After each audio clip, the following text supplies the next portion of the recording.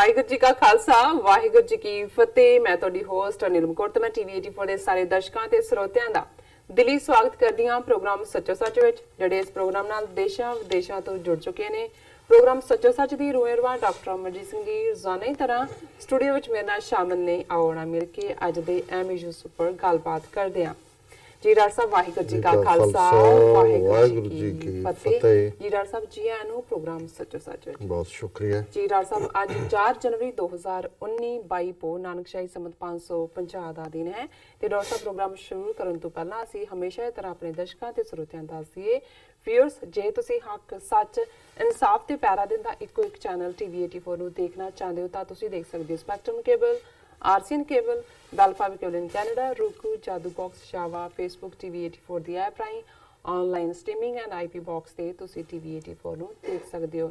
Viewers, ਤੁਹਾਡੇ ਹੀ ਮੰਗ ਤੇ ਜੋ ਸਾਡੇ ਪ੍ਰੋਗਰਾਮ ਦਾ ਸਮਾਂ ਹੈ ਉਹ 1.5 ਘੰਟਾ ਕਰ ਦਿੱਤਾ ਗਿਆ ਹੈ। ਇਸ ਨੂੰ ਤੁਸੀਂ ਰੋਜ਼ਾਨਾ ਮੰਡੇ ਥਰੂ ਫਰਾਈਡੇ 7:30 ਤੋਂ ਲੈ ਕੇ 9 ਵਜੇ ਤੱਕ ਦੇਖ ਸਕਦੇ ਹੋ। ਔਰ ਅਸੀਂ ਇਹ ਵੀ ਤੁਹਾਨੂੰ ਦੱਸੀਏ ਕਿ ਜੋ ਟੀਵੀ 84 ਦਾ ਜਾਂ ਸੱਚੋ ਸੱਚ ਦਾ ਜੋ ਪ੍ਰੋਗਰਾਮ ਹੈ ਇਸ ਨੂੰ ਤੁਸੀਂ YouTube ਤੇ ਜਾ ਕੇ ਟੀਵੀ 84 ਦੇ ਚੈਨਲ ਤੇ ਇਸ ਨੂੰ ਤੁਸੀਂ ਲਾਈਵ ਦੇਖ ਸਕਦੇ ਹੋ। ਔਰ ਅਸੀਂ ਇਹ ਵੀ ਚਾਹਾਂਗੇ ਕਿ ਤੁਸੀਂ ਇਸ ਨੂੰ ਆਪਣੀ ਫੇਸਬੁੱਕ ਤੇ ਸ਼ੇਅਰ ਵੀ ਕਰ ਸਕਦੇ ਹੋ ਔਰ ਜ਼ਰੂਰ ਕਰਨਾ, ਔਰ ਇਸ ਨੂੰ ਸਬਸਕ੍ਰਾਈਬ ਕਰਨਾ ਨਾ ਭੁੱਲਣਾ। Thank you so much. So keep watching TV 84। ਜੀ ਡਾਕਟਰ ਸਾਹਿਬ ਪ੍ਰੋਗਰਾਮ ਸ਼ੁਰੂ ਕਰਦੇ ਹਾਂ ਅੱਜ ਦੇ ਪਹਿਲੇ ਅਹਿਮ ਇਸ਼ੂ ਦੇ ਨਾਲ। ਜੀ ਡਾਕਟਰ ਸਾਹਿਬ ਕੀ ਵਿਚਾਰਾਂ ਨੇ ਤੁਹਾਡੀਆਂ? ਦੇਖੋ, ਅੱਜ 2 ਖਬਰਾਂ ਪ੍ਰੋਮੀਨੈਂਟਲੀ ਮੀਡੀਆ 'ਚ ਮੇਰੀਆਂ ਨਜ਼ਰਾਂ 'ਚ ਗੁਜ਼ਰੀਆਂ ਜੀ। ਇੱਕ ਭਾਰਤ ਦੇ ਮਸ਼ਹੂਰ ਐਕਟਰ, ਜਿਹੜਾ ਰੀਅਲ ਐਕਟਰ ਹੈ ਜਿਸ ਨੇ ਆਪਣਾ ਨਾਮ ਬਣਾਇਆ, ਨਸੀਰੁਦੀਨ ਸ਼ਾਹ ਜੀ, ਜਿਨ੍ਹਾਂ ਨੇ ਪਿਛਲੇ ਦਿਨਾਂ 'ਚ ਵੀ ਦਸੰਬਰ ਦੇ ਮਹੀਨੇ 'ਚ ਉਹ ਕਾਫੀ ਜਦੋਂ ਉਹਨਾਂ ਨੇ ਬੋਲਡਲੀ ਇਹ ਗੱਲ ਕਹੀ, ਔਰ ਉਦੋਂ ਯੂਪੀ ਦੇ ਵਿੱਚ 3 ਦਸੰਬਰ ਨੂੰ ਇੱਕ ਹਿੰਦੂ ਤਵੀਆਂ ਦੀ ਹਿੰਸਕ ਭੀੜ ਨੇ ਇੱਕ ਪੁਲਿਸ ਇੰਸਪੈਕਟਰ ਨੂੰ ਜਿਹੜਾ ਉਹ ਮਾਰ ਦਿੱਤਾ ਸੀ। ਸੁਬੋਧ ਕੁਮਾਰ ਸ਼ਾਇਦ ਉਹਦਾ ਨਾਂ ਸੀ।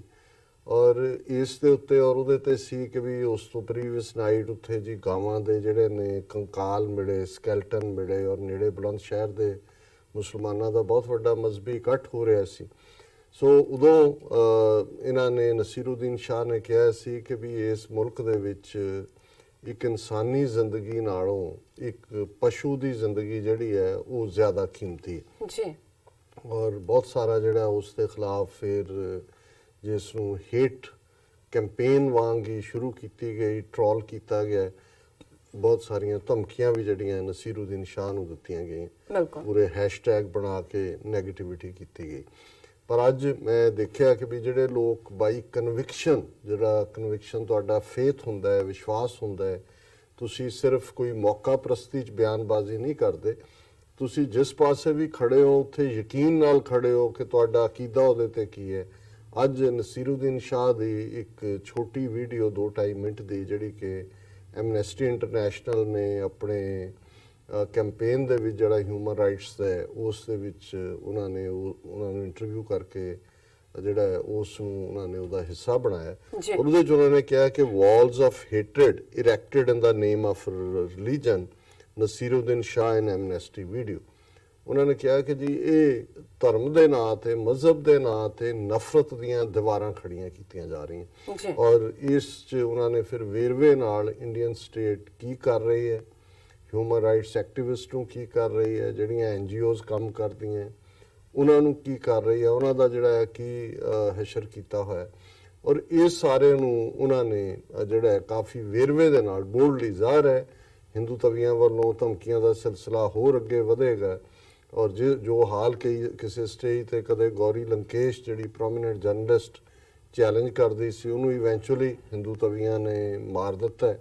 ਇਸੇ ਤਰ੍ਹਾਂ ਜਿਹੜੇ ਇੱਕ ਮਿਸਟਰ ਕੁਬੁਰਜੀ ਕਰਕੇ ਜਿਹੜੇ ਨੇ ਬੜੇ ਵੱਡੇ ਸਕਾਲਰ ਔਰ ਕਨਾਡਾ ਜ਼ਬਾਨ ਦੇ ਜਿਹੜੇ ਨੇ ਬੜੇ ਵਿਦਵਾਨ ਸੀ, ਉਹਨਾਂ ਦਾ ਵੀ ਮਰਡਰ ਹੋਇਆ। ਹੁਣ ਇਹ ਆਇਆ ਕਿ ਵੀ ਮਿਸਟਰ ਕਬੁਰਜੀ ਔਰ ਗੌਰੀ ਲੰਕੇਸ਼ ਨੂੰ ਮਾਰਨ ਵਾਲੇ ਇੱਕੋ ਹੀ ਗੈਂਗ ਹੈ, ਔਰ ਉਹ ਅਭਿਨਵ ਭਾਰਤ RSS ਦੇ ਅੱਗੋਂ ਵਿੰਗ ਬਣਾਏ ਹੋਏ ਨੇ, ਉਹਨਾਂ ਦਾ ਹਿੱਸਾ ਹੈ।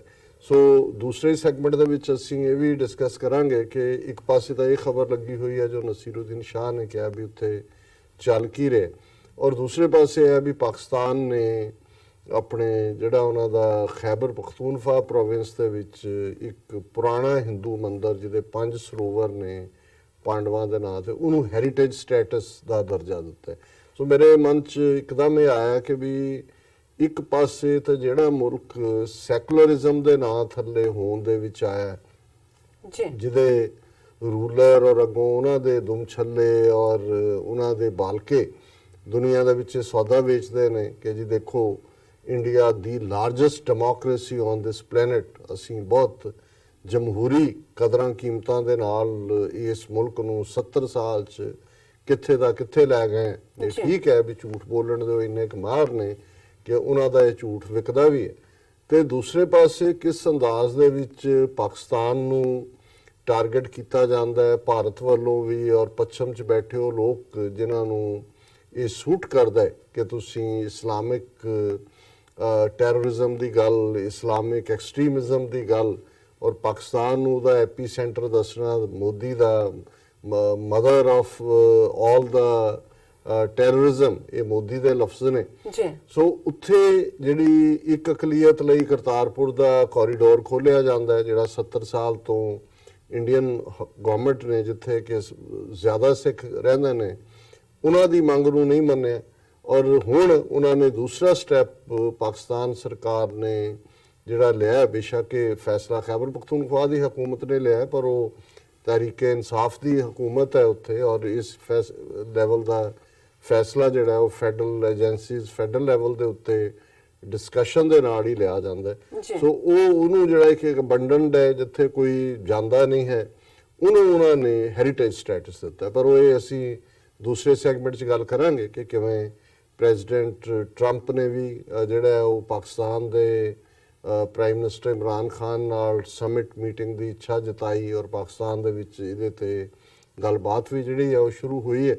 ਔਰ ਅਸੀਂ ਇਹ ਸਮਝਦੇ ਹਾਂ ਕਿ ਵੀ ਈਵਨ ਫੋਰਨ ਪਾਲਿਸੀ ਦੇ ਹਵਾਲੇ ਨਾਲ ਪਾਕਿਸਤਾਨ ਜਿਹੜਾ ਹੈ ਉਹ ਪੁਰਾਣੇ ਜਿਹੜਾ ਜਿਸ ਕਿਸਮ ਦਾ ਮਾਹੌਲ ਬਣਾਇਆ ਹੋਇਆ ਸੀ ਉਹਦੇ ਚੋਂ ਉਹ ਨਿਕਲ ਰਿਹਾ। ਔਰ ਜਿਵੇਂ ਪ੍ਰੈਜ਼ੀਡੈਂਟ ਟਰੰਪ ਨੇ ਕੱਲ ਮੋਦੀ ਦੀ ਮੌਕਰੀ ਕੀਤੀ ਔਰ ਇੰਡੀਆ ਨੂੰ ਉਹਨੇ ਬਿਲਕੁਲ ਉਹਨੇ ਕਿਹਾ ਜੀ ਇਹ ਜਿਹੜੇ ਨੇ ਇਹ ਵੀ ਕਹਿੰਦੇ ਨੇ ਅਸੀਂ ਵੀ 5 ਘੰਟੇ ਇੱਥੇ ਸੁੱਤੇ ਹੋਏ ਹਾਂ, ਸਾਡਾ ਵੀ ਜਿਹੜਾ ਹਿਸਾਬ ਕਰੋ। ਔਰ ਇਹ ਜਦੋਂ ਇਹਨਾਂ ਤੋਂ ਅਸੀਂ ਮਦਦ ਜਾਂ ਕੋਈ ਹੋਰ ਕੰਟਰੀਬਿਊਟ ਕਰਨ ਦੀ ਗੱਲ ਕਰਦੇ ਆ ਤਾਂ ਉਦੋਂ ਕਹਿੰਦੇ ਨੇ ਜੀ ਅਸੀਂ ਉੱਥੇ ਲਾਇਬ੍ਰੇਰੀ ਬਣਾ ਦਿੱਤੀ। ਸੋ ਇਸ ਸਾਰੇ ਦੇ ਨਾਲ ਹੀ ਜਿਹੜੀ ਸਟੇਟਮੈਂਟ ਸੀ ਔਰ ਜਿਹੜੀ ਇਹ ਦੱਸਦੀ ਹੈ ਕਿ ਵੀ ਇਹ ਵੀ ਕਈ ਵਾਰੀ ਤਰੀਕਾ ਹੁੰਦਾ ਹੈ ਕਿ ਜਦੋਂ ਇਹਨਾਂ ਨੇ ਇਹ ਮੈਸੇਜ ਦਿੱਤਾ ਹੈ ਪਾਕਿਸਤਾਨ ਨੂੰ ਕਿ ਵੀ ਨਹੀਂ ਅਸੀਂ ਹੁਣ ਉਹ ਨਹੀਂ ਰਹੇ ਕਿ ਵੀ ਅਸੀਂ ਜਿਹੜਾ ਪਹਿਲਾਂ ਘੁਰਕੀਆਂ ਮਾਰੀਆਂ ਜਾਂ ਨੈਗੇਟਿਵਿਟੀ ਕੀਤੀ, we are interested in changing our position. ਔਰ ਇੰਡੀਆ ਨੂੰ ਵੀ ਉਹਨਾਂ ਨੇ ਦੱਸ ਦਿੱਤਾ ਵੀ ਤੁਸੀਂ ਐਵੇਂ ਜਿਹੜਾ ਵਾਧੂ ਫੁਕਰੀਆਂ ਮਾਰੀਆਂ ਔਰ ਤੁਹਾਡੀ ਪੱਲੇ ਕੁਛ ਨਹੀਂ ਹੈਗਾ, ਤੁਸੀਂ ਕਰਨਾ ਕੁਛ ਨਹੀਂ ਚਾਹੁੰਦੇ, ਸਿਰਫ ਜਿਹੜਾ ਕਿਸੇ ਦੇ ਮਾਰੇ ਸ਼ਿਕਾਰ ਚੋਂ ਜਿਹੜਾ ਉਹ ਝੂਠਾ ਹੀ ਖਾਣ 'ਚ ਯਕੀਨ ਰੱਖਦੇ ਹੋ। ਸੋ ਮੈਂ ਪਹਿਲਾਂ ਗੱਲ ਨਸੀਰੁਦੀਨ ਸ਼ਾਹ, ਕਿਉਂਕਿ ਦੇਖੋ ਇਹ ਉਹ ਲੋਕ ਨੇ ਜਦੋਂ ਅਸੀਂ ਗੱਲ ਕਰਦੇ ਹਾਂ ਸਾਡੇ ਤੇ ਤਾਂ ਲੇਬਲ ਹੁੰਦਾ ਹੈ ਕਿ ਜੀ ਇਹ ਤਾਂ ਖਾਲਿਸਤਾਨੀ ਨੇ ਔਰ ਇਹਨਾਂ ਨੇ ਤਾਂ ਇੰਡੀਅਨ ਸਟੇਟ ਨੂੰ ਮਾੜਾ ਕਹਿਣਾ ਹੀ ਹੈ। ਜਦੋਂ ਕੋਈ ਵੈਸੇ ਜਿਹੜਾ ਮਜ਼ਹਬੀ ਮੁਸਲਮਾਨ ਹੈ ਉਹ ਕਹਿੰਦਾ ਉਹਨਾਂ ਨੂੰ ਹੁੰਦਾ ਜੀ ਇਹ ਪਾਕਿਸਤਾਨ ਦੇ ਏਜੰਟ ਨੇ। ਹੁਣ ਨਸੀਰੁਦੀਨ ਸ਼ਾਹ ਡਿਕਲੇਅਰਡਲੀ ਨਾਸਤਕ ਹੈ ਔਰ ਇਹਨੇ ਜਦੋਂ ਦਸੰਬਰ ਦੇ ਵਿੱਚ ਇਹ ਬਿਆਨ ਦਿੱਤਾ ਜਿਸ ਤੋਂ ਬਾਅਦ ਟ੍ਰੋਲਿੰਗ ਵੀ ਹੋਈ, ਉਹਨਾਂ ਦੇ ਐਗਜ਼ੈਕਟ ਲਫ਼ਜ਼ ਸੀ ਔਰ ਮੈਂ ਮਿਸਕੋਟ ਨਹੀਂ ਕਰਨਾ ਚਾਹੁੰਦਾ, ਜਿਹਦੇ 'ਚ ਉਹਨਾਂ ਨੇ ਕਿਹਾ ਸੀ ਕਿ I feel anxious for my children because tomorrow if a mob surrounds them and asks if you are a Hindu or a Muslim they will have no answer। ਕਿਉਂਕਿ ਇਸ ਸਟੇਟਮੈਂਟ ਦੇ ਵਿੱਚ ਉਹਨਾਂ ਨੇ ਕਿਹਾ ਸੀ ਕਿ ਅਸੀਂ ਆਪਣੇ ਬੱਚਿਆਂ ਨੂੰ ਕੋਈ ਧਰਮ ਦੀ ਸਿੱਖਿਆ ਨਹੀਂ ਦਿੱਤੀ ਕਿਉਂਕਿ ਅਸੀਂ ਨਾਸਤਿਕਤਾ 'ਚ ਰੱਖਦੇ ਔਰ ਬੱਚਿਆਂ ਨੂੰ ਵੀ ਅਸੀਂ ਇਵੇਂ ਹੀ ਰੇਜ਼ ਕੀਤਾ। ਹੁਣ ਉਹ ਇਹ ਕਹਿ ਰਹੇ ਨੇ ਵੀ ਕੱਲ ਨੂੰ ਜਦੋਂ ਕੋਈ ਹਿੰਦੂ ਤਵੀ ਭੀੜ ਉਹਨਾਂ ਨੂੰ ਘੇਰ ਲਏਗੀ ਬੱਚਿਆਂ ਨੂੰ ਸਾਡਿਆਂ ਨੂੰ ਔਰ ਪੁੱਛੇਗੀ ਵੀ ਤੁਸੀਂ ਦੱਸੋ ਹਿੰਦੂ ਹੋ ਕਿ ਮੁਸਲਮਾਨ, ਤੇ ਉਹ ਕੀ ਜਵਾਬ ਦੇਣਗੇ ਕਿਉਂਕਿ ਉਹਨਾਂ ਦਾ ਤਾਂ ਮਜ਼ਹਬ ਵੀ ਕੋਈ ਨਹੀਂ ਹੈ। ਸੋ ਜ਼ਾਹਿਰ ਹੈ ਕਿ ਵੀ ਇਸ ਲੈਵਲ ਦਾ ਬੰਦਾ ਵੀ ਜਿਹੜਾ ਭਾਵੇਂ ਮੁਸਲਮਾਨਾਂ ਦੇ ਘਰ ਖੁਦ ਜੰਮਿਆ ਹੈ ਪਰ ਉਹਨੇ ਜਿਹੜਾ ਆਪਣੇ ਆਪ ਦੇ ਮੁਸਲਮਾਨ ਹੋਣ ਤੋਂ ਜਿਹੜਾ ਉਹਦੀ ਥਾਂ ਨਾਸਤਕ ਕਹਾਣਾ ਉਹ ਬਿਹਤਰ ਸਮਝਦਾ।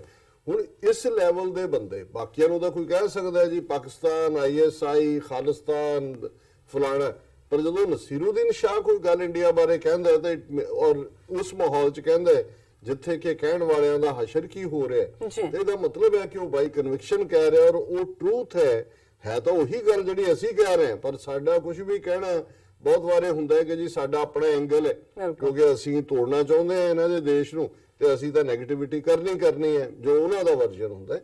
ਹਾਲਾਂਕਿ ਅਸੀਂ ਵੀ ਜਿਹੜਾ ਫੈਕਟਸ ਦੇ ਉੱਤੇ ਗੱਲ ਕਰਦੇ ਹਾਂ। ਨਸੀਰੁਦੀਨ ਸ਼ਾਹ ਦੀ ਮੈਂ ਗੱਲ ਵੇਰਵੇ ਨਾਲ ਕਰਨੀ ਚਾਹੁੰਦਾ ਕਿਉਂਕਿ ਮੈਨੂੰ ਇਹ ਲੱਗਾ ਕਿ ਇਹ ਉਹ ਸਾਡੇ ਦਰਸ਼ਕ ਵੀ ਔਰ ਜਿਹੜੇ ਉਹ ਵੀਰ ਭੈਣਾਂ ਜਿਨ੍ਹਾਂ ਨੂੰ ਇਹ ਲੱਗਦਾ ਹੁੰਦਾ ਹੈ ਕਿ ਜੀ ਦੇਖੋ, ਔਰ ਜਿਹੜੇ ਇਸ ਪ੍ਰੋਪੇਗੈਂਡੇ ਦਾ ਸ਼ਿਕਾਰ ਤੇ ਇਸ ਪ੍ਰੋਪੇਗੈਂਡੇ ਦਾ ਈਵਨ ਕੁਝ ਪਾਕਿਸਤਾਨੀ ਭਰਾ ਭੈਣਾਂ ਵੀ ਸ਼ਿਕਾਰ ਹੁੰਦੇ ਨੇ ਜੀ ਸਾਡਾ ਮੁਲਕ ਫੇਲਡ ਸਟੇਟ ਹੈ ਜੀ, ਇੰਡੀਆ ਦੀ ਇਕਨੋਮੀ ਕਿੱਥੇ ਚਲੀ ਗਈ, ਇੰਡੀਆ 'ਚ ਕਿੰਨੀ ਖੁੱਲ੍ਹ-ਡੁੱਲ ਹੈ, ਕਿੰਨਾ ਸੈਕੂਲਰਿਜ਼ਮ ਹੈ, ਕਿੰਨਾ ਇਹ ਹੈ। ਮੇਰੇ ਨਾਲ ਵੀ ਕੁਝ ਜਿਹੜੇ ਨੇ 1 to 1 ਵੀ ਗੱਲਬਾਤ ਹੁੰਦੀ ਰਹੀ ਹੈ ਜਾਂ ਹੁੰਦੀ ਹੈ ਕਦੇ ਕਦਾਈ, ਜਿਨ੍ਹਾਂ ਨੇ ਇੰਡੀਅਨ ਪ੍ਰੋਪੇਗੈਂਡਾ ਸੁਣਿਆ ਹੁੰਦਾ ਤੇ ਕੁਝ ਉਹ ਹੁੰਦੇ ਨੇ ਜਿਨ੍ਹਾਂ ਦਾ ਇਹ ਸੁਭਾਅ ਹੀ ਬਣਿਆ ਹੁੰਦਾ ਕਿ ਵੀ ਤੁਹਾਡੇ ਆਪਣੇ ਪੱਲੇ ਭਾਵੇਂ ਜੋ ਮਰਜ਼ੀ ਹੋਏ, ਜਿਹਨੂੰ ਪੰਜਾਬੀ 'ਚ ਕਹਿੰਦੇ ਨੇ ਕਿ ਵੀ ਜੇ ਉਹ 2 ਥਾਲੀਆਂ 'ਚ ਕੋਈ ਲੱਡੂ ਵੰਡ ਰਿਹਾ ਹੋਏ ਤੇ ਇੱਕ ਥਾਲੀ ਉਹਨੂੰ ਦੇ ਦੇ, ਇੱਕ ਨੂੰ ਜਿਹੜਾ ਉਹਦਾ ਸ਼ਰੀਕ ਹੈ ਤਾਂ ਉਹਨੂੰ ਲੱਗਦਾ ਵੀ ਉਹਦੇ ਹੀ ਲੱਡੂ ਜ਼ਿਆਦਾ ਨੇ ਕਿ ਵੀ ਉਹ ਇਸ ਤੋਂ ਹੀ ਅਖਾਣ ਹੈ ਕਿ ਦੂਸਰੇ ਦੀ ਥਾਲੀ 'ਚ ਹਮੇਸ਼ਾ ਲੱਡੂ ਜ਼ਿਆਦਾ ਲੱਗਦੇ ਨੇ। ਸੋ ਉਸ ਕਲਾਸ ਨੂੰ ਛੱਡੋ, ਪਰ ਜਿਹੜੀ ਵੈਸੇ ਪ੍ਰੋਪੇਗੈਂਡੇ ਦਾ ਸ਼ਿਕਾਰ ਹੁੰਦੀ ਹੈ ਉਹਨਾਂ ਦੇ ਲਈ ਨਸੀਰੁਦੀਨ ਸ਼ਾਹ ਦਾ ਇਹ ਜਿਹੜਾ ਐਮਨੈਸਟੀ ਦਾ ਮੈਸੇਜ ਹੈ ਇਹ ਬੜਾ ਅਹਿਮੀਅਤ ਰੱਖਦਾ ਹੈ। ਵੀ ਅੱਜ state of affairs ਕੀ ਹੈ ਉਹਦੇ 'ਚ ਇਹ ਹੈ ਕਿ walls of hatred are being erected in the name of religion in India and those who stand against this injustice are being punished. Actor Nasiruddin Shah on Friday claimed in a video released by Amnesty India against alleged government crackdown on NGOs. ਹੁਣ 40,000 ਦੇ ਕਰੀਬ ਜਿਹੜੀਆਂ NGOs ਨੇ ਉਹਨਾਂ ਨੂੰ ਤਾਂ ਉਹਨਾਂ ਨੇ ਰਿਨਿਊ ਹੀ ਨਹੀਂ ਕੀਤੇ ਲਾਇਸੈਂਸ, ਝੂਠੇ ਸੱਚੇ ਬਹਾਨੇ ਲਾ ਕੇ, ਕਿਉਂਕਿ ਜਿਹੜੀਆਂ ਬਾਹਰਲੀਆਂ ਨਾਨ ਗਵਰਨਮੈਂਟਲ ਆਰਗੇਨਾਈਜੇਸ਼ਨਸ ਨੇ, ਬਰੀਫ ਇਹਨਾਂ ਦਾ ਐਬਰੀਵੇਸ਼ਨ NGO ਬਣਦੀ ਹੈ, ਉਹ ਬਹੁਤ ਸਾਰੇ ਸੈਕਟਰਸ 'ਚ ਕੰਮ ਕਰਦੀਆਂ। ਉਹਨਾਂ ਦੇ ਵਿੱਚ ਉਹ ਬੱਚਿਆਂ ਦੀ, ਜਿਨ੍ਹਾਂ ਵਿਚਾਰੇ ਗਰੀਬ ਬੱਚੇ ਨੇ ਉਹਨਾਂ ਦਾ ਫੂਡ ਪ੍ਰੋਵਾਈਡ ਕਰਨਾ, ਕੱਪੜੇ, ਐਜੂਕੇਸ਼ਨ, ਫਿਰ ਬਹੁਤ ਸਾਰੀਆਂ ਜਿਹੜੀਆਂ ਨੇ ਗ੍ਰੀਨ ਪੀਸ ਵਰਗੀਆਂ ਜਾਂ ਦੂਜੀਆਂ এনवायरमेंट 'ਚ, ਟਰਾਈਬਲਸ ਦੇ ਵਿੱਚ ਜਾ ਕੇ ਆਦੀਵਾਸੀਆਂ 'ਚ ਹੋਰ। ਸੋ ਕਿਉਂਕਿ ਉੱਥੇ RSS ਨੇ ਹਰ ਇੱਕ ਨੂੰ ਆਪਣੇ ਅੰਗੂਠੇ ਥੱਲੇ ਲੈ ਲਿਆ ਹੋਇਆ ਤੇ ਉਹਨਾਂ ਨੂੰ ਇਹ ਲੱਗਦਾ ਹੈ ਕਿ ਵੀ ਇਹ ਜਿਹੜੇ ਬਾਹਰਲੀਆਂ ਨੇ ਬੇਸ਼ੱਕ ਉਹ ਪੈਸਾ ਉੱਥੇ ਜਾ ਕੇ ਲਾਉਂਦੇ ਨੇ, ਪਰ ਉਹਨਾਂ ਨੂੰ ਲੱਗਦਾ ਵੀ ਇਹਨਾਂ ਨੂੰ ਬਾਹਰ ਕੱਢੋ ਔਰ ਉਹਨਾਂ ਦਾ ਸਪੇਸ ਅਸੀਂ ਲਈਏ ਔਰ ਨਤੀਜੇ ਦੇ ਤੌਰ ਤੇ ਅਸੀਂ ਜਿਹੜਾ ਉਹਨਾਂ ਨੂੰ, ਜਿਵੇਂ ਟਰਾਈਬਲਸ 'ਚੋਂ ਇੱਕ ਵੱਡਾ ਹਿੱਸਾ ਹਿੰਦੂਤਵਾਦ ਦੇ ਫੁੱਟ ਸ਼ੋਲਡਰ ਤਿਆਰ ਕਰ ਰਹੇ ਨੇ ਔਰ ਉਹਨਾਂ ਨੂੰ ਇਹ ਲੱਗਦਾ ਹੈ ਕਿ ਵੀ ਇਹਨਾਂ ਨੂੰ ਬ੍ਰੇਨ ਵਾਸ਼ ਕਰਨ ਦਾ ਸਾਨੂੰ ਹੱਕ ਹੈ। ਬਾਹਰ ਵਾਲੇ ਇਹਨਾਂ ਨੂੰ ਜੀਵਨ ਜਾਂਚ ਦੇ ਕੇ ਜਿਹੜਾ ਉਹਨਾਂ ਦੇ ਵਿੱਚ ਡਿਗਨਿਟੀ ਭਰ ਰਹੇ ਨੇ ਔਰ ਇਹਨਾਂ ਨੂੰ ਹਿੰਦੂਤਵਾਦ ਦੀ ਫਿਰ ਸਮਝ ਆ ਜਾਂਦੀ ਹੈ ਜੀ। ਇਹਨੇ 2.13 minute solidarity video for human rights watchdog Amnesty Shah said those who demand rights are being locked up, ਕਿ ਜਿਹੜੇ ਆਪਣੇ ਹੱਕਾਂ ਦੀ ਗੱਲ ਕਰਦੇ ਨੇ ਉਹਨਾਂ ਨੂੰ ਜਿਹੜਾ ਉਹ ਅੰਦਰ ਸੁੱਟ ਦਿੱਤਾ ਜਾਂਦਾ ਹੈ। Artist, actors, scholars, poets are all being stifled. Journalists too are being silenced, he said in a video message. कि भी ये आर्टिस्ट होन, एक्टर होन, स्कॉलर होन, कवि होन, सारिਆਂ ਦਾ ਗਲਾ ਘੁੱਟਿਆ ਹੋਇਆ ਔਰ ਈਵਨ ਜਿਹੜੇ ਪੱਤਰਕਾਰ ਨੇ ਜਿਹੜੇ ਨਿਰਪੱਖ ਰਿਪੋਰਟਿੰਗ ਕਰਦੇ ਨੇ ਉਹਨਾਂ ਦੀ ਆਵਾਜ਼ ਨੂੰ ਵੀ ਜਿਹੜਾ ਉਹ ਬੰਦ ਕੀਤਾ ਜਾ ਰਿਹਾ। In the name of religion, walls of hate are being erected, innocents are being killed.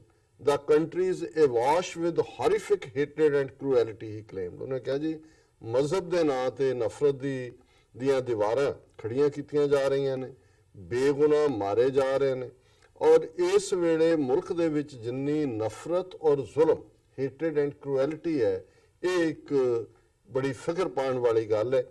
He said that those who stand against injustice are having their offices raided, licenses cancelled and bank accounts frozen to silence them so that they are deterred from speaking the truth. ਕਿ ਉਹਨਾਂ ਨੇ ਕਿਹਾ ਵੀ ਜਿਹੜਾ ਬੇਇਨਸਾਫੀ ਦੇ ਖਿਲਾਫ ਆਵਾਜ਼ ਚੁੱਕਦੇ ਨੇ ਜਾਂ ਜਿਹੜੀਆਂ ਸੰਸਥਾਵਾਂ ਚੁੱਕਦੀਆਂ ਉਹਨਾਂ ਦੇ ਦਫ਼ਤਰਾਂ ਦੇ ਉੱਤੇ ਰੇਡ ਹੁੰਦੇ ਨੇ, ਉਹਨਾਂ ਦੇ ਲਾਇਸੈਂਸ ਕੈਂਸਲ ਕੀਤੇ ਜਾਂਦੇ ਨੇ, ਉਹਨਾਂ ਦੇ ਬੈਂਕ ਅਕਾਊਂਟ ਜਿਹੜੇ ਨੇ ਫ੍ਰੀਜ਼ ਕਰ ਦਿੱਤੇ ਜਾਂਦੇ ਨੇ ਤਾਂ ਕਿ ਉਹਨਾਂ ਨੂੰ ਸੱਚ ਬੋਲਣ ਤੋਂ ਰੋਕਿਆ ਜਾ ਸਕੇ। Is this where our country is headed? ਇਹ ਸਾਡਾ ਦੇਸ਼ ਕਿੱਧਰ ਨੂੰ ਜਾ ਰਿਹਾ? Had we dreamt of a country where there was no space for dissent, where only the rich and powerful are heard, and where the poorest and most vulnerable are oppressed, where there once was law there is now only darkness, he said in the video.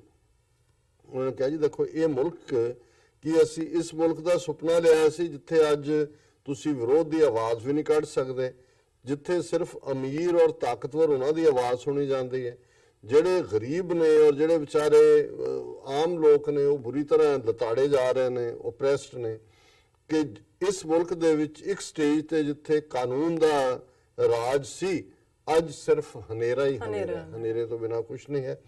Under the hashtag of ਅਬ ਕੀ ਬਾਰ ਮਾਨਵ ਅਧਿਕਾਰ, the amnesty claimed India has witnessed a massive crackdown on the freedom of expression and human rights defenders. ਇਹ ਹੁਣ Amnesty ਕਹਿ ਰਹੀ, ਉਹਨਾਂ ਨੇ hashtag ਬਣਾਇਆ ਹੈ ਅਬ ਕੀ ਬਾਰ ਮਾਨਵ ਅਧਿਕਾਰ। ਉਹਨਾਂ ਨੇ ਕਿਹਾ ਕਿ ਵੀ ਇਹ ਜਿਹੜੀ ਤੁਹਾਡੀ ਵਿਚਾਰਾਂ ਦੀ ਆਜ਼ਾਦੀ ਹੈ, ਪ੍ਰਗਟਾਵੇ ਦੀ ਆਜ਼ਾਦੀ, ਉਸ ਦੇ ਉੱਤੇ ਜਿਹੜੇ ਨੇ ਉਹ ਪਾਬੰਦੀਆਂ ਨੇ, ਔਰ ਜਿਹੜੇ ਮਨੁੱਖੀ ਹੱਕਾਂ ਦੀ ਗੱਲ ਕਰਨ ਵਾਲੇ ਨੇ ਉਹ ਵੀ ਸਟੇਟ ਦੇ ਜ਼ੁਲਮਾਂ ਦਾ ਸ਼ਿਕਾਰ ਹੋ ਰਹੇ ਨੇ। Let's stand up for our constitutional values this new year and tell the Indian government that its crackdown must end now. The amnesty ਨੇ ਕਿਹਾ ਕਿ ਵੀ ਆਪਣੇ ਹੱਕਾਂ ਲਈ ਖਲੋਵੋ, ਆਪਣੇ ਜਿਹੜੇ ਤੁਹਾਨੂੰ ਸੰਵਿਧਾਨਕ ਹੱਕ ਮਿਲੇ ਨੇ ਨਵੇਂ ਸਾਲ 'ਚ, ਔਰ ਭਾਰਤ ਸਰਕਾਰ ਨੂੰ ਇਹ ਦੱਸ ਦਿਓ ਕਿ ਉਸ ਦਾ ਇਹ ਜ਼ੁਲਮ ਦੇ ਰਾਜ ਦਾ ਹੁਣ ਅੰਤ ਹੋਣਾ ਚਾਹੀਦਾ। ਐਮਨੈਸਟੀ ਨੇ ਕਿਹਾ। Akbar Patel, a member of Amnesty India, said it may seem that the odds are against human rights defenders and civil society in India at this moment, but human rights have always won and will this time also. उन्होंने कहा जी ये ठीक है भी इस ਵੇਲੇ ਹਾਲਾਤ ਸਾਜ਼ਗਾਰ ਨਹੀਂ ਨੇ ਜੀ ਮਨੁੱਖੀ ਹੱਕਾਂ ਦੇ ਗੱਲ ਕਰਨ ਵਾਲਿਆਂ ਦੇ ਲਈ, ਪਰ ਅਲਟੀਮੇਟਲੀ ਅਸੀਂ ਇਹ ਸਮਝਦੇ ਹਾਂ ਕਿ ਹਮੇਸ਼ਾ ਅਖੀਰ ਦੇ ਵਿੱਚ ਜਿੱਤ ਮਨੁੱਖੀ ਹੱਕਾਂ ਦੀ ਹੁੰਦੀ ਹੈ। The arc of the moral universe is long, as Dr. Martin Luther King said, but it bends towards justice. The widespread crackdown on civil society organizations and human rights defenders by the government of India must end immediately. So Dr. Martin Luther King ਨੂੰ Amnesty ਨੇ ਕੋਟ ਕੀਤਾ ਹੈ ਕਿ ਇਹ ਜਿਹੜੀ ਇਖਲਾਕੀ ਬ੍ਰਹਿਮੰਡ ਹੈ, universe ਹੈ, ਉਸ ਦੀ ਬਾਂਹ ਬਹੁਤ ਲੰਬੀ ਹੈ, ਪਰ ਅਲਟੀਮੇਟਲੀ ਇਹ ਨਿਆਂ ਦੇ ਵੱਲ, ਇਨਸਾਫ ਵੱਲ ਝੁਕਦੀ ਹੈ। ਔਰ ਇਹ ਜਿਹੜਾ ਅੱਜ ਸਿਵਲ ਸੁਸਾਇਟੀ ਦੇ ਉੱਤੇ ਇਹ ਜ਼ੁਲਮ ਢਾਇਆ ਜਾ ਰਿਹਾ ਇਹ ਮੁੱਕਣਾ ਚਾਹੀਦਾ ਹੈ, ਖਤਮ ਹੋਣਾ ਚਾਹੀਦਾ। ਸੋ ਅੱਗੇ ਲੰਬੀ ਚੌੜੀ ਸਟੇਟਮੈਂਟ ਦਾ ਹੋਰ ਵੀ ਹਿੱਸਾ ਹੈ, ਪਰ ਇੰਨਾ ਕਿ ਰੈਲੇਵੈਂਟ ਹਿੱਸਾ ਹੈ। ਸੋ ਇਹ ਜਦੋਂ ਇੱਕ ਇਸ ਲੈਵਲ ਦਾ ਨਿਰਪੱਖ ਬੰਦਾ ਹੈ, ਇਹ ਆਪਣਾ ਦੇ ਰਿਹਾ ਕਿ ਭਾਈ ਡਾਰਕਨੈਸ ਹੈ, ਹਨੇਰਾ ਹੈ ਜੀ, ਇਹ ਦੇਸ਼ ਨਹੀਂ ਹੈ ਜਿਹਦੇ ਲਈ ਅਸੀਂ ਤੁਰੇ, ਜਿੱਥੇ ਗਰੀਬਾਂ ਦੀ ਆਵਾਜ਼ ਨਹੀਂ ਹੈ, ਪੱਤਰਕਾਰਾਂ ਨੂੰ ਮਾਰਿਆ ਜਾ ਰਿਹਾ, ਆਵਾਜ਼ ਬੰਦ ਕੀਤੀ ਜਾ ਰਹੀ ਹੈ, ਹਿਊਮਨ ਰਾਈਟਸ ਵਾਲਿਆਂ ਨੂੰ ਕੁਚਲਿਆ ਜਾ ਰਿਹਾ ਹੈ, ਜਿਹੜੇ ਲੋਕ ਆਵਾਜ਼ ਚੁੱਕਦੇ ਨੇ ਉਹਨਾਂ ਦੇ ਦਫ਼ਤਰਾਂ ਤੇ ਰੇਡ ਹੁੰਦੇ ਨੇ, ਉਹਨਾਂ ਦੇ ਲਾਇਸੈਂਸ ਕੈਂਸਲ ਕੀਤੇ ਜਾਂਦੇ ਨੇ, ਉਹਨਾਂ ਦੀਆਂ ਗ੍ਰਿਫਤਾਰੀਆਂ ਹੁੰਦੀਆਂ ਔਰ ਲੌਕਅਪ 'ਚ ਪਹੁੰਚਾ ਦਿੱਤੇ ਜਾਂਦੇ ਨੇ। ਹੋਰ ਜਿਹੜੀ ਟੈਰਰਿਸਟ ਸਟੇਟ ਹੁੰਦੀ ਹੈ, ਜਦੋਂ ਅਸੀਂ ਸਟੇਟ ਟੈਰਰ ਦੀ ਗੱਲ ਕਰਦੇ ਹਾਂ, ਹੁਣ ਜਿਹੜੇ ਖੁਦ ਟੈਰਰਿਜ਼ਮ ਦੇ ਮੁਜੱਸਮੇ ਨੇ, ਹੁਣ ਕੌਣ ਨਹੀਂ ਜਾਣਦਾ ਕਿ ਮੋਦੀ ਦਾ 2002 ਦੇ ਵਿੱਚ ਗੁਜਰਾਤ ਦੇ ਵਿੱਚ ਹਜ਼ਾਰਾਂ ਮੁਸਲਮਾਨਾਂ ਨੂੰ ਕਿਲਿੰਗ 'ਚ ਕੀ ਰੋਲ ਹੈ ਜੀ। ਜਿਹੜਾ ਅੱਜ ਬੀਜੇਪੀ ਦਾ ਪ੍ਰੈਜ਼ੀਡੈਂਟ ਅਮਿਤ ਸ਼ਾਹ, ਇਹ 2002 ਦੇ ਵਿੱਚ ਗੁਜਰਾਤ ਦੇ ਵਿੱਚ ਹੋਮ ਮਿਨਿਸਟਰ ਸੀ ਮੋਦੀ ਦੇ ਨਾਲ, ਔਰ ਜ਼ਾਹਰ ਹੈ ਕਿ ਵੀ ਇਹ ਕਾਤਲਾਂ ਦੀ ਜੋੜੀ ਜਿਹੜੀ ਹੈ, ਇਹਨਾਂ ਨੇ ਮੁਸਲਮਾਨਾਂ ਦੀ ਨਸਲਕੁਸ਼ੀ ਕਰਕੇ ਇਹਨਾਂ ਨੇ ਉੱਪਰ ਤੱਕ ਆਪਣਾ ਰਾਹ ਬਣਾਇਆ। ਫਿਰ ਇਹਨਾਂ ਨੇ ਕਿਵੇਂ ਜੱਜ ਲੋਇਆ ਵਰਗੇ, ਜਸਟਿਸ ਲੋਇਆ ਵਰਗੇ ਵੀ ਐਲੀਮੀਨੇਟ ਕੀਤੇ। ਹੁਣ ਜਸਟਿਸ ਲੋਇਆ ਜਿਹੜਾ ਸੁਪਰੀਮ ਕੋਰਟ ਦਾ ਸਪੈਸ਼ਲ ਹੀਅਰਿੰਗ ਸੁਣ ਰਿਹਾ ਸੀ, ਸੁਹਾਬਰੂਦੀਨ ਜਿਹੜਾ ਐਨਕਾਊਂਟਰ ਕੇਸ ਜਿਹਦੇ ਚ ਅਮਿਤ ਸ਼ਾਹ ਦਾ ਸਿੱਧਾ ਨਾਮ ਵੱਜਦਾ ਸੀ, ਉਹ ਹੀਅਰਿੰਗ ਤੇ ਗਿਆ ਹੀ ਵਾਪਸ ਨੇ, ਉਹਨੂੰ ਹਾਰਟ ਅਟੈਕ ਦਿਖਾ ਕੇ ਔਰ ਉਹਦੀ ਡੈੱਡ ਬੋਡੀ ਵੀ ਜਿਹੜੀ ਉਹ ਪਿੰਡ ਪਹੁੰਚਾ ਕੇ ਉਹਨੂੰ ਜਿਹੜਾ ਉਹਦਾ ਸਾੜਤਾ, ਔਰ ਕੋਈ ਉਸ ਦਾ ਜਿਹੜਾ ਕੋਈ ਖੁਰਾ ਖੋਜ ਨਹੀਂ ਛੱਡਿਆ। ਇਹਦੇ ਬਾਵਜੂਦ ਕਿ ਈਵਨ ਸੁਪਰੀਮ ਕੋਰਟ 'ਚ ਕੁਝ ਜਨਹਿਤ ਪਟੀਸ਼ਨਾਂ ਇਹਦੇ ਤੇ ਆਈਆਂ ਕਿ ਬਈ ਇਸ ਨੂੰ ਕੇਸ ਨੂੰ ਓਪਨ ਕਰੋ, ਈਵਨ ਸੁਪਰੀਮ ਕੋਰਟ ਵੀ ਇਹਨਾਂ ਦੇ ਢਹਿ ਹੀ ਚੜਿਆ ਹੋਇਆ ਕਿਉਂਕਿ ਆਪਣੇ ਬੰਦੇ ਉਹਨਾਂ ਨੇ ਤੂੜੇ ਹੋਏ ਨੇ। ਸੋ ਕਿਹਨੂੰ ਸੁਣਾਉਣਾ? ਪੱਤਰਕਾਰਾਂ 'ਚ ਅਸੀਂ ਦੇਖ ਹੀ ਲਿਆ, ਪਹਿਲਾਂ ਅਸੀਂ ਗੱਲ ਕੀਤੀ ਹੈ ਵੀ ਕਿਵੇਂ ਕੀ ਹਾਲ ਗੌਰੀ ਲੰਕੇਸ਼ ਜਾਂ ਚਬੁਰਜੀ ਜਾਂ ਹੋਰ ਬਹੁਤ ਸਾਰੇ, ਤਾਂ ਕਿਉਂਕਿ ਬਹੁਤ ਪ੍ਰੋਮੀਨੈਂਟ ਨਾਂ ਸੀ ਇਸ ਲਈ ਸਾਹਮਣੇ ਆਏ, ਪਰ ਯੂਪੀ, ਬਿਹਾਰ, ਬਹੁਤ ਸਾਰੀਆਂ ਥਾਵਾਂ ਤੇ ਜਿਹੜੇ ਛੋਟੀ-ਮੋਟੀਆਂ ਅਖਬਾਰਾਂ ਦੇ ਜਿਹੜੇ RSS ਜਾਂ ਦੂਜਿਆਂ ਦੇ ਉਹ ਵੈਸੇ ਐਲੀਮੀਨੇਟ ਕਰ ਦਿੱਤੇ। ਕਿਸੇ ਦਾ ਐਕਸੀਡੈਂਟ ਮਾਰ ਦਿੱਤਾ ਹੈ, ਕਿਸੇ ਨੂੰ ਜਿਹੜਾ ਕਰਕੇ ਫਿਰ ਕਰਤਾ ਜੀ ਘਰੇਲੂ ਖਾਨਾ, ਜਿਹੜਾ ਘਰੇਲੂ ਲੜਾਈ ਹੈ, ਜਾਂ ਇਹ ਕੋਈ ਪਰਸਨਲ ਰੀਜ਼ਨਸ ਨੇ, ਕਿਸੇ ਨੂੰ ਕੁਝ ਹੋਰ ਬਣਾ ਦਿੱਤਾ। ਸੋ ਕੁੱਲ ਮਿਲਾ ਕੇ ਇਸ ਮਾਹੌਲ ਦੇ ਵਿੱਚ ਔਰ ਅਸੀਂ ਆਪਣੇ ਉਹਨਾਂ ਭਰਾਵਾਂ ਭੈਣਾਂ ਨੂੰ ਦੇਖੋ, ਹਰ ਇੱਕ ਨੂੰ ਹੱਕ ਹੈ ਆਪਣੇ ਵਿਊਜ਼ ਰੱਖਣ ਦਾ, ਕੋਈ ਜ਼ਰੂਰੀ ਨਹੀਂ ਕਿ ਹਰ ਕੋਈ ਖਾਲਿਸਤਾਨ ਦੀ ਹਮਾਇਤ ਹੀ ਕਰੇ, ਪਰ ਜਿਹੜੇ ਨਹੀਂ ਕਰਦੇ ਜਾਂ ਨਹੀਂ ਕਰਨਾ ਚਾਹੁੰਦੇ ਜਾਂ ਇਸ ਦੇ ਉੱਤੇ ਜਿਹੜਾ ਉਹ ਇਹ ਦੱਸਦਾ ਦੇਣ ਕਿ ਬਿਲਕੁਲ ਉੱਥੇ ਫਿਰ ਤੁਹਾਡੇ ਕੋਲ ਕੀ ਤਰੀਕਾ ਹੈ ਸਰਵਾਈਵ ਕਰਨ ਦਾ। ਜੀ ਕਿਉਂਕਿ ਜਿਵੇਂ ਇੱਕ ਸਾਡੇ ਵੀਰ ਨੇ ਲਿਖਿਆ ਕਿ ਜੀ ਅਸੀਂ ਐਡਮਾਇਰ ਬਹੁਤ ਕਰਦੇ ਹਾਂ ਡਾਕਟਰ ਸਾਹਿਬ ਨੂੰ, ਉਹਨਾਂ ਦੀ ਲਰਨਿੰਗ ਨੂੰ, ਉਹਨਾਂ ਦੇ ਫਲਾਣਾ ਢਿਮਕਾ, ਬਹੁਤ ਲੰਬੀ ਚੌੜੀ ਤਾਰੀਫ, ਪਰ ਉਹਨਾਂ ਨੇ ਕਿਹਾ ਜੀ ਅਸੀਂ ਮਜ਼ਹਬ ਆਧਾਰਿਤ ਸਟੇਟ ਦੇ ਹੱਕ 'ਚ ਨਹੀਂ। ਦੇਖੋ ਅਮਰੀਕਾ ਦੇ ਵਿੱਚ ਵੀ ਜਿਹੜਾ ਹੈ ਉਹ ਚਰਚ ਔਰ ਸਟੇਟ ਸੈਪਰੇਟ ਹੈ। ਸੋ ਜ਼ਾਹਰ ਹੈ ਕਿ ਉਹਨਾਂ ਨੇ ਜਿਹੜਾ ਖਾਲਿਸਤਾਨ ਦੀ ਜਿਹੜੀ ਗੱਲ ਹੈ ਉਸ ਨੂੰ ਨਹੀਂ ਮੰਨਿਆ। ਸਾਡਾ ਇਹ ਬਿਲਕੁਲ ਫਿਰ ਕਹਿਣਾ ਹੈ ਇਸ ਕਿਸਮ ਦੇ ਵੀਰਾਂ ਨੂੰ, ਕਿਉਂਕਿ ਚਿੱਠੀਆਂ ਇੰਨੀਆਂ ਹੁੰਦੀਆਂ ਨੇ ਔਰ ਇੰਨੇ ਮੈਸੇजेस ਨੇ ਕਿ ਅਸੀਂ ਹਾਰਡਲੀ 2-3 ਹੀ ਲੈ ਸਕਦੇ ਹੁੰਦੇ ਹਾਂ, ਪਰ ਹੁਣ ਹਰ ਰੋਜ਼ ਦੇ ਜਿਹੜਾ ਹੈ ਉਹ ਦਰਜਨਾਂ ਮੈਸੇਜ ਹੁੰਦੇ ਨੇ। ਸੋ ਕੁਛ ਵਾਰੀ ਮੇਰੀ ਕੋਸ਼ਿਸ਼ ਹੁੰਦੀ ਹੈ ਵੀ ਜਿਹੜਾ ਸਵਾਲ ਚੁੱਕਿਆ ਕਿਸੇ ਨੇ ਉਹਨਾਂ ਨੂੰ ਅਸੀਂ ਇਹਨਾਂ ਸੈਗਮੈਂਟਸ ਦੇ ਵਿੱਚ ਇਨ ਵਨ ਵੇ ਔਰ ਦਾ ਅਦਰ ਆਨਸਰ ਕਰੀਏ। ਦੇਖੋ ਜਦੋਂ ਬੇਸ਼ੱਕ ਅਸੀਂ 47 ਚ ਆਪਣੀ ਲੀਡਰਸ਼ਿਪ ਦੇ ਰੋਲ ਨੂੰ ਅਹਿਮਕਾਨਾ, ਮੂਰਖਾਨਾ, ਗਲਤ ਫੈਸਲਾ ਕਹਿੰਦੇ, ਪਰ ਚਲੋ ਦਲੀਲ ਦੀ ਖਾਤਰ ਜਿਹੜੇ ਲੋਕ ਇਹ ਅੱਜ ਆਰਗੂਮੈਂਟ ਦਿੰਦੇ ਨੇ ਕਿ ਜੀ ਖਾਲਿਸਤਾਨ ਮਜ਼ਹਬ ਬੇਸਡ ਸਟੇਟ ਹੋਏਗਾ, ਇਹਦੇ ਕੋਲੋਂ ਸੈਕੂਲਰ ਸਟੇਟ ਵਧੀਆ। ਸੋ ਮੰਨ ਲਓ ਲੀਡਰਸ਼ਿਪ ਨੇ ਉਦੋਂ ਅਹਿਮਕਾਨਾ ਕੰਮ ਨਹੀਂ ਕਿ ਉਹਨਾਂ ਨੇ ਸੱਚਮੁੱਚ ਹੀ ਸੋਚਿਆ ਕਿ ਜੀ ਸਾਨੂੰ ਜਿਹੜਾ ਉਹ ਮਜ਼ਹਬ ਬੇਸਡ ਸਟੇਟ ਨਹੀਂ ਚਾਹੀਦੀ, ਅਸੀਂ ਸੈਕੂਲਰ ਭਾਰਤ ਦੇ ਵਿੱਚ ਰਵਾਂਗੇ ਔਰ ਸੈਕੂਲਰਿਜ਼ਮ ਦੇ ਵਿੱਚ ਵੱਡਾ ਦੇਸ਼ ਹੈ, ਸਾਨੂੰ ਸਾਰੇ ਮਜ਼ਹਬੀ ਹੱਕ ਹੋਣਗੇ, ਸਾਰੇ ਧਰਮ ਪ੍ਰਫੁੱਲਤ ਹੋਣਗੇ ਔਰ ਅਸੀਂ ਚਲੋ ਮੰਨ ਲਓ ਉਹਨਾਂ ਨੇ ਇਹ ਫੈਸਲਾ ਸੈਕੂਲਰਿਜ਼ਮ ਦੇ ਉਸ ਦੇ ਥੱਲੇ ਹੀ ਕੀਤਾ। ਫਿਰ ਤੁਸੀਂ 70 ਸਾਲ 'ਚ ਦੇਖ ਲਓ ਵੀ ਸੈਕੂਲਰਿਜ਼ਮ ਨੇ ਸਿੱਖਾਂ ਨੂੰ ਕੀ ਦਿੱਤਾ। ਬਿਲਕੁਲ ਇੱਕ ਤੋਂ ਬਾਅਦ ਇੱਕ ਨਸਲਕੁਸ਼ੀ, ਇੱਕ ਤੋਂ ਬਾਅਦ ਇੱਕ ਕਿਲਿੰਗਸ, ਇੱਕ ਜਨਰੇਸ਼ਨ ਪੂਰੀ ਮਾਰ ਮੁਕਾਈ। ਔਰ ਅੱਜ ਵੀ ਇਹ ਕਿਸ ਨੂੰ ਇਹ ਲੱਗਦਾ ਹੁੰਦਾ ਹੈ, ਇੱਕ ਕਲਾਸ ਉਹ ਕਹਿਣ ਵਾਲੀ ਜੀ ਠੀਕ ਹੈ ਇੰਦਰਾ ਗਾਂਧੀ ਬਹੁਤ ਮਾੜੀ ਸੀ, ਇਹ ਵੀ ਕੁਝ ਸਾਡੇ ਹਿੰਦੂ ਵੀਰ ਕਹਿਣਗੇ ਇਹ ਕਾਂਗਰਸ ਨੇ ਇੰਦਰਾ ਗਾਂਧੀ ਨੇ ਵੋਟਾਂ ਲਈ ਕੀਤਾ, ਪਰ ਦੇਖੋ ਸਾਰੇ ਹਿੰਦੂ ਤਾਂ ਮਾੜੇ ਨਹੀਂ ਹੈਗੇ। ਸਾਰੀਆਂ ਪਾਰਟੀਆਂ ਨੂੰ ਕਿਉਂ, ਸਾਰੇ ਭਾਰਤ ਨੂੰ ਕਿਉਂ ਸਜ਼ਾ ਦੇਣੀ ਹੈ ਇੰਦਰਾ ਗਾਂਧੀ ਦੇ ਕਿਸੇ ਮਾੜੇ ਕੰਮ ਦੀ ਜਾਂ ਕਾਂਗਰਸ ਦੇ ਮਾੜੇ ਕੰਮ ਦੀ। ਚਲੋ ਇਸ ਆਰਗੂਮੈਂਟ ਨੂੰ ਵੀ ਅਸੀਂ ਲੈ ਲੈਂਦੇ ਹਾਂ, ਬਹੁਤ ਚੰਗੀ ਗੱਲ ਹੈ ਕਿ ਵੀ ਬਾਕੀ ਸਾਰੇ ਬਹੁਤ ਵਧੀਆ ਨੇ, ਪਰ ਦੇਖਣ ਵਾਲੀ ਗੱਲ ਇਹ ਹੈ ਵੀ ਜੂਨ 84 ਚ ਜਦੋਂ ਘੱਲੂਘਾਰਾ ਵਰਤਾਇਆ ਜਾ ਰਿਹਾ ਹੈ, ਭਾਰਤ ਦੇ ਵਿੱਚ ਕਿੰਨੀਆਂ ਆਵਾਜ਼ਾਂ, ਕਿੰਨੀਆਂ ਪਾਰਟੀਆਂ ਖਲੋਤੀਆਂ ਜਿਨ੍ਹਾਂ ਨੇ ਕਿਹਾ ਵੀ ਤੁਸੀਂ ਸਿੱਖਾਂ ਦੇ ਇਸ ਮੁਕੱਦਸ ਸਭ ਤੋਂ ਪ੍ਰਾਣ ਪਿਆਰੀ ਥਾਂ ਦੇ ਉੱਤੇ ਟੈਂਕਾਂ ਤੋਪਾਂ ਨਾਲ ਹਮਲਾ ਕਰ ਰਹੇ ਹੋ, ਠੀਕ ਨਹੀਂ ਹੈ। ਬਿਲਕੁਲ ਹੁਣ ਜੇ ਅਸੀਂ ਸਿੱਖਾਂ ਦੀ ਗੁੱਡਨੈਸ ਫॉर ਅਦਰ ਇੰਡੀਅਨਸ ਕਹਿਣੀ ਹੋਏ ਤੇ 1976 ਦੇ ਵਿੱਚ ਜਦੋਂ ਇੰਦਰਾ ਗਾਂਧੀ ਨੇ ਐਮਰਜੈਂਸੀ ਲਾਈ ਭਾਰਤ ਦੇ ਵਿੱਚ, ਪੰਜਾਬ ਦੇ ਵਿੱਚ ਤਾਂ ਉਹਦਾ ਕੋਈ ਇਫੈਕਟ ਨਹੀਂ ਸੀ ਜੀ। ਪੰਜਾਬ ਕਿਸੇ ਨੂੰ ਨਹੀਂ ਸੀ ਫੜਿਆ ਗਿਆ, ਗਿਆਨੀ ਜ਼ੈਲ ਸਿੰਘ ਦੀ ਹਕੂਮਤ ਸੀ, ਉਹਨੂੰ ਪਤਾ ਸੀ ਕਿ ਵੀ ਸਿੱਖਾਂ ਦੇ ਨੂੰ ਜਿਹੜਾ ਉਹ ਸੁੱਤੇ ਹੀ ਰਹਿਣ ਦਿੱਤਾ ਜਾਏ, ਕੋਈ ਅਰੈਸਟ ਨਹੀਂ ਹੋਈ ਕਿਸੇ ਦੀ। ਲੇਕਿਨ ਸਿੱਖਾਂ ਨੇ ਮਹਿਸੂਸ ਕੀਤਾ ਹੈ ਕਿ ਭਾਰਤ ਭਰ ਦੇ ਵਿੱਚ ਜਿਹੜੀਆਂ ਸਿਵਲ ਲਿਬਰਟੀਜ਼ ਦਾ ਕੁਚਲਿਆ ਜਾਣਾ ਹੈ, ਮਨੁੱਖੀ ਹੱਕ ਜਿਹੜੇ ਨੇ ਉਹ ਖੋਏ ਗਏ ਨੇ। ਅਕਾਲੀਆਂ ਨੇ ਉਸ ਵੇਲੇ ਅਕਾਲ ਤਖਤ ਸਾਹਿਬ ਤੋਂ ਐਮਰਜੈਂਸੀ ਦੇ ਖਿਲਾਫ ਮੋਰਚਾ ਸ਼ੁਰੂ ਕੀਤਾ ਜੀ ਔਰ 18-19 ਮਹੀਨੇ ਜਿੰਨੀ ਦੇਰ ਐਮਰਜੈਂਸੀ ਰਹੀ ਇਹ ਮੋਰਚਾ ਚੱਲਦਾ ਰਿਹਾ। 40,000 ਤੋਂ ਜ਼ਿਆਦਾ ਸਿੱਖਾਂ ਨੇ ਗ੍ਰਿਫਤਾਰੀ ਦਿੱਤੀ ਐਮਰਜੈਂਸੀ ਦੇ ਮੋਰਚੇ 'ਚ।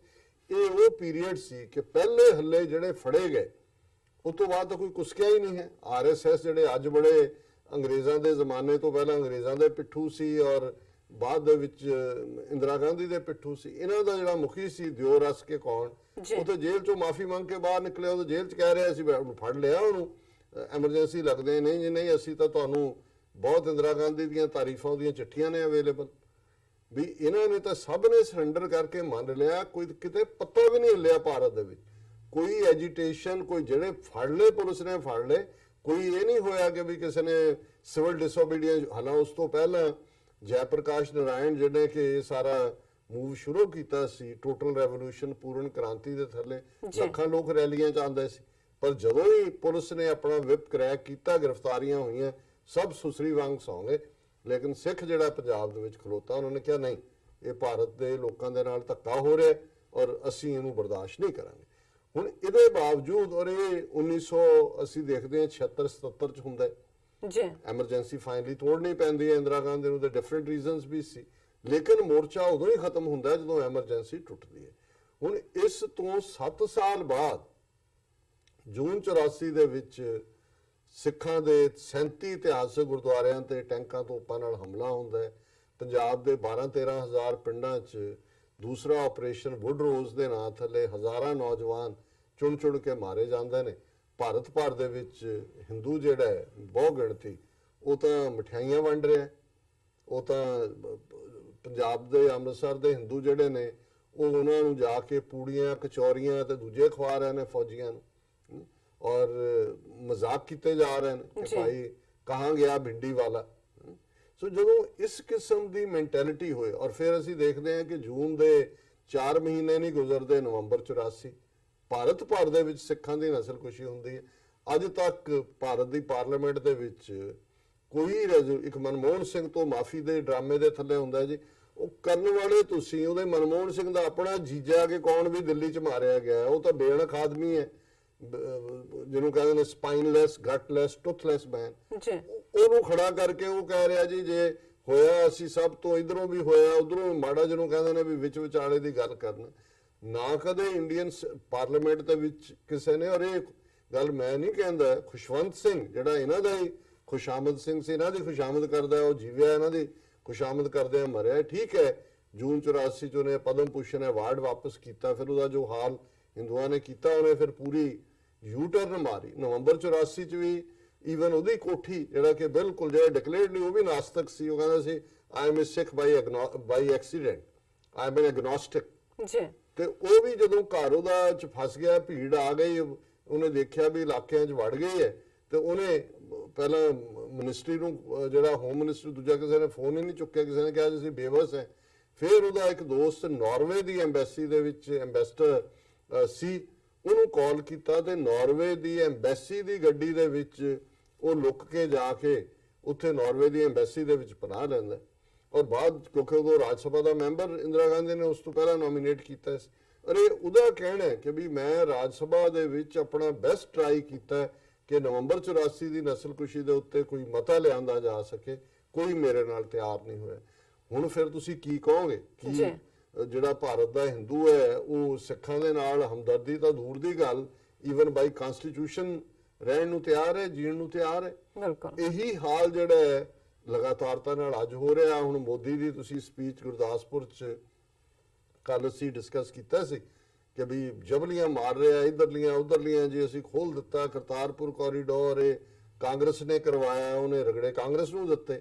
ਅੱਜ ਅਮਰਿੰਦਰ ਦੀ ਪੂੰਛ ਤੇ ਪੈਰ ਧਰਿਆ ਗਿਆ।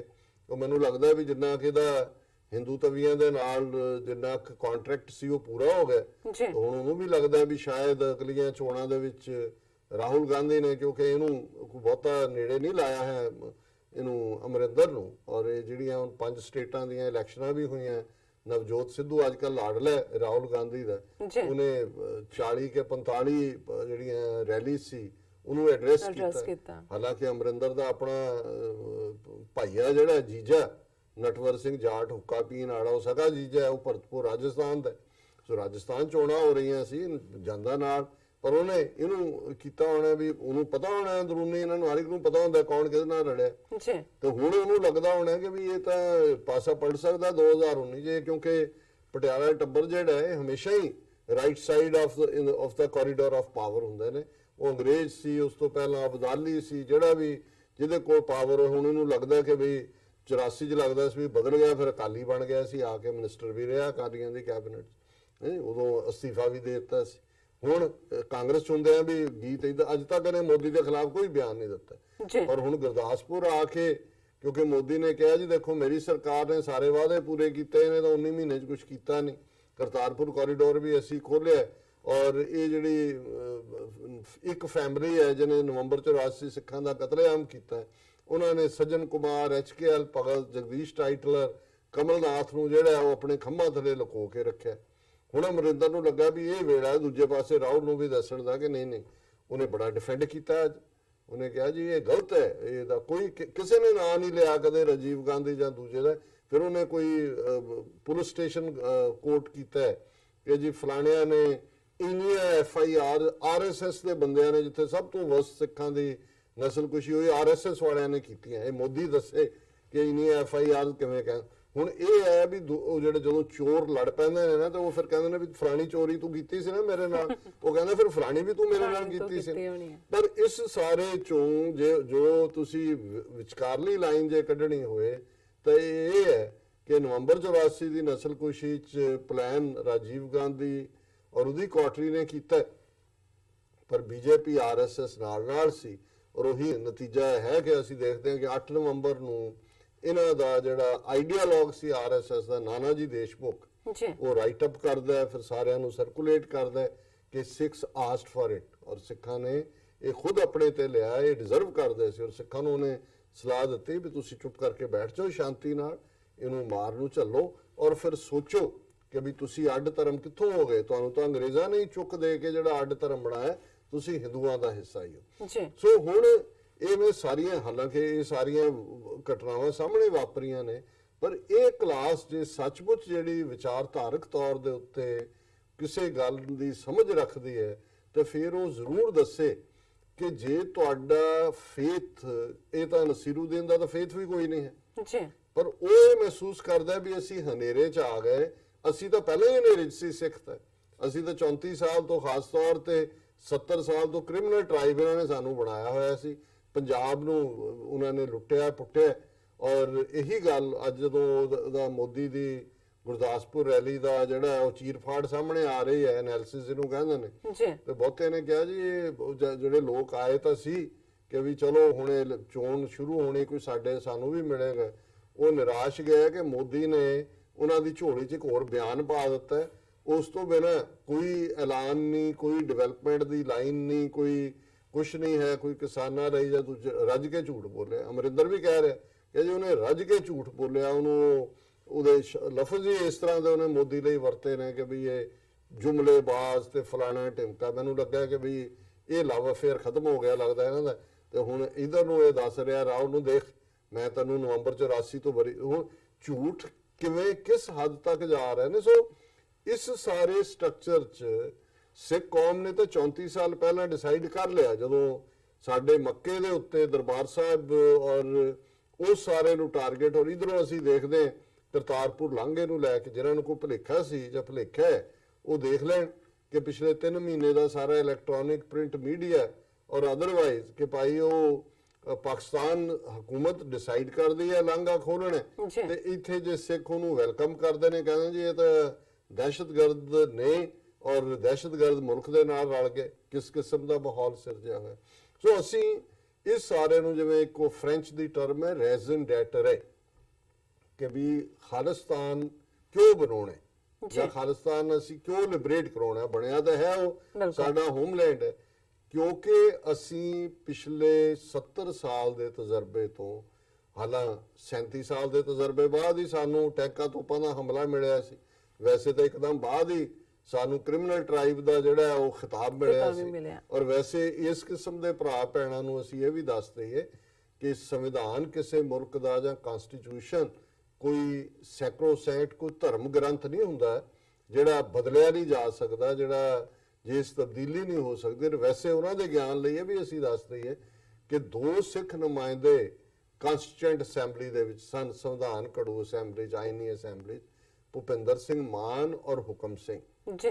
ਔਰ ਜਦੋਂ ਭਾਰਤੀ ਕਨਸਟੀਟਿਊਸ਼ਨ ਜਿਹੜਾ ਕਿ ਡਾਕਟਰ ਰਜਿੰਦਰ ਪ੍ਰਸਾਦ ਦੀ ਸਦਾਕਤ ਦੇ ਥੱਲੇ ਜਿਹੜਾ ਡਿਸਕਸ ਹੋ ਰਿਹਾ ਸੀ, ਡਾਕਟਰ ਅੰਬੇਦਕਰ ਤਾਂ ਓਵਰਆਲ ਕਨਸਟੀਟਿਊਐਂਟ ਅਸੈਂਬਲੀ ਦੇ ਜਿਹੜੇ ਹੈ ਉਹ ਚੇਅਰਪਰਸਨ ਸੀ, ਤੇ ਉਦੋਂ ਸਿੱਖਾਂ ਨੇ ਇਹਨਾਂ ਨੂੰ ਰਿਮਾਈਂਡ ਕਰਵਾਇਆ, ਜਿਹੜਾ ਕਿ ਸਿੱਖ ਸਮਝਦੇ ਸੀ ਸਿੱਖ ਲੀਡਰਸ਼ਿਪ ਕਿ ਵੀ ਇਹ ਸਾਡੇ ਨਾਲ ਇਹਨਾਂ ਨੇ ਇਕਰਾਰ ਕੀਤਾ ਕਿ ਵਿਦ ਇਨ ਇੰਡੀਅਨ ਯੂਨੀਅਨ ਇਹ ਸਾਨੂੰ ਇੱਕ ਆਟੋਨੋਮਸ ਸਟੇਟਸ ਦੇਣਗੇ ਪੰਜਾਬ ਨੂੰ, ਤਾਂ ਕਿ ਸਾਡਾ ਮਜ਼ਹਬ, ਸਾਡੀ ਸਫਾਕਤ, ਸਾਡੀ ਤਹਿਜ਼ੀਬ ਔਰ ਇਹ ਜਿਹੜਾ ਸਾਡੀ ਬੋਲੀ ਲੈਂਗੁਏਜ ਇਹ ਜਿਹੜੀ ਹੈ ਉਹ ਮਹਿਫੂਜ਼ ਹੋਏ, ਸੁਰੱਖਿਅਤ ਹੋਏ। ਪਰ ਜਦੋਂ ਉਹਨਾਂ ਨੇ ਦੇਖਿਆ ਕਿ ਵੀ ਉਹਨਾਂ ਨੇ ਉਹ ਤਾਂ ਕੀ ਦੇਣਾ ਸੀ, ਆਰਟੀਕਲ 25(b) ਲਿਆਂਦਾ ਜਿਹਦੇ ਚ ਸਿੱਖ, ਬੋਧੀ ਤੇ ਜੈਨੀ ਇਹ ਹਿੰਦੂ ਐਲਾਨੇ ਹੋਏ ਸੀ, ਜਿਹੜਾ ਕੰਮ ਸਾਰੀ 18ਵੀਂ ਸਦੀ ਚ ਪਰਸੀਕਿਊਸ਼ਨ ਦੇ ਦੌਰ ਚ ਜਿਹੜਾ ਉਹ ਨਹੀਂ ਸੀ ਹੋਇਆ, ਉਹ with the stroke of the pen ਕਰ ਦਿੱਤਾ।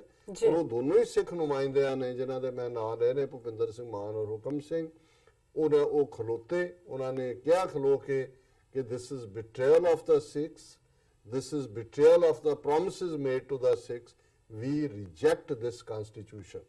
ਕਿ ਵੀ ਇਹ ਸਿੱਖਾਂ ਦੇ ਨਾਲ ਕੀਤਾ ਗਿਆ ਧੋਖਾ ਹੈ, ਧੋਖਾ ਸਾਡੇ ਨਾਲ ਕੀਤੀ ਗਈ ਵਾਅਦਾ ਸ਼ਨਾਸੀ ਹੈ ਔਰ ਅਸੀਂ ਇਸ ਸੰਵਿਧਾਨ ਨੂੰ ਆਇਨ ਨੂੰ ਨਕਾਰਦੇ ਹਾਂ। ਔਰ ਇਹ ਫੈਕਟ ਇਹ ਹੈ ਕਿ ਉਹਨਾਂ ਨੇ ਜਿਹੜਾ ਡਰਾਫਟ ਸੀ ਕਨਸਟੀਟਿਊਸ਼ਨ ਦਾ ਉਹ ਵਾਕਆਊਟ ਕੀਤਾ ਹੈ, ਉਹਦੇ ਤੇ ਉਹਨਾਂ ਨੇ ਦਸਤਖਤ ਨਹੀਂ ਕੀਤੇ। ਸੋ ਜ਼ਾਹਿਰ ਹੈ ਕਿ ਡੀ ਫੈਕਟੋ ਭਾਵੇਂ ਅਸੀਂ ਇਹਨਾਂ ਦੇ ਕਬਜ਼ੇ 'ਚ ਫਸ ਗਏ ਪਰ ਅਸੀਂ ਤਾਂ ਇਹਨਾਂ ਦਾ ਹਿੱਸਾ ਹੀ ਨਹੀਂ ਹੈ, ਡੀ ਜੂਰਿਸ ਹੀ ਨਹੀਂ ਜੀ। ਪਰ ਜਿਹਨਾਂ ਨੂੰ ਫਿਰ ਵੀ ਭੁਲੇਖਾ ਸੀ ਕਿ ਜੀ ਇਹ ਸੈਕੂਲਰਿਜ਼ਮ ਜਾਂ ਦੂਜਾ ਹੈ, ਤੇ ਮੇਰਾ ਖਿਆਲ ਹੈ ਵੀ ਨਸੀਰੁੱਦੀਨ ਸ਼ਾਹ ਇੱਕ ਉਹਨੇ ਇਹ ਸਾਰਾ ਕਹਿ ਕੇ ਐਮਨੈਸਟੀ ਨੇ ਆਪਣੇ ਕੈਂਪੇਨ ਰਾਹੀਂ ਦੱਸ ਦਿੱਤਾ ਹੈ ਕਿ ਅੱਜ ਭਾਰਤ ਦੇ ਵਿੱਚ ਅਕਲੀਅਤਾਂ ਸਿੱਖ, ਮੁਸਲਮਾਨ, ਈਸਾਈ, ਈਵਨ ਦਲਿਤ ਵਰਗ ਜਿਹੜੇ ਗਿਣਤੀ ਦੇ ਲਿਹਾਜ਼ ਨਾਲ ਬਹੁਤ ਵੱਡੀ ਗਿਣਤੀ ਹੈ, ਟ੍ਰਾਈਬਲਸ, ਆਦੀਵਾਸੀ, ਉਹਨਾਂ ਦੇ ਨਾਲ ਕੀ ਵਾਪਰ ਰਿਹਾ ਕਿ ਨਸੀਰੁੱਦੀਨ ਸ਼ਾਹ ਕਹਿ ਰਿਹਾ ਕਿ ਵੀ ਅਸੀਂ ਬਿਲਕੁਲ ਇੱਕ ਡਾਰਕਨੈਸ ਦੇ ਹਨੇਰੇ ਦੇ ਯੁੱਗ ਚ ਆ ਗਏ। ਜੀ ਡਾਕਟਰ ਸਾਹਿਬ, ਬਿਲਕੁਲ ਤੁਹਾਡਾ ਬਹੁਤ ਬਹੁਤ ਸ਼ੁਕਰੀਆ। ਤੁਸੀਂ ਪਹਿਲਾਂ ਇਸ਼ੂ ਸਾਡੇ ਦਰਸ਼ਕਾਂ ਨਾਲ ਸਾਂਝਾ ਕੀਤਾ। ਤਲਨਿਆ ਬ੍ਰੇਕ ਤੋਂ ਪਹਿਲਾਂ ਅਸੀਂ ਆਪਣੇ ਦਰਸ਼ਕਾਂ ਤੇ ਸਰੋਤਿਆਂ ਨੂੰ ਅਪੀਲ ਤੇ ਬੇਨਤੀ ਕਰਦੇ ਹਾਂ। ਵਿਊਅਰਸ, ਜਿਸ ਤਰ੍ਹਾਂ ਕਿ ਤੁਸੀਂ ਜਾਣਦੇ ਹੋ ਕਿ ਟੀਵੀ 84 ਇੱਕ ਪੰਥਕ ਚੈਨਲ ਹੈ। ਟੀਵੀ 84 ਸਿੱਖਾਂ, ਕਸ਼ਮੀਰੀਆਂ ਤੇ ਭਾਰਤੀਆਂ ਨੌਰਥ ਈਸਟ ਸਟੇਟਾਂ ਦੇ ਲੋਕਾਂ ਦੇ ਸਵੈ ਨਿਰਣੇ ਦੇ ਹੱਕਾਂ ਦਾ ਹਾਮੀ ਹੈ।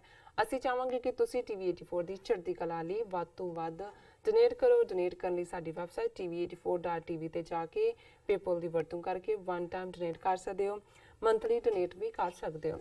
ਤੁਸੀਂ ਟੀਵੀ 84 ਦੇ ਨਾਮ ਤੇ ਚੈੱਕ ਬਣਾ ਕੇ ਸਾਨੂੰ ਮੇਲ ਵੀ ਕਰ ਸਕਦੇ ਹੋ। ਸਾਡੇ ਇਸ ਪਤੇ ਤੇ 36-01 37th ਐਵਨਿਊ, ਲੌਂਗ ਆਈਲੈਂਡ ਸਿਟੀ, ਨਿਊਯਾਰਕ 11101 USA, ਜਾਂ ਫਿਰ ਤੁਸੀਂ ਸਾਨੂੰ ਫੋਨ ਰਾਹੀਂ ਵੀ ਸੰਪਰਕ ਕਰ ਸਕਦੇ ਹੋ ਸਾਡੇ ਫੋਨ ਤੇ 5164060694।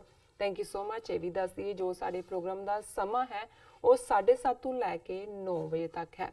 ਸੋ ਕੀਪ ਵਾਚਿੰਗ ਟੀਵੀ 84। ਮਿਲਦੇ ਹਾਂ ਛੋਟੇ ਜਿਹੇ ਬ੍ਰੇਕ ਤੋਂ ਬਾਅਦ।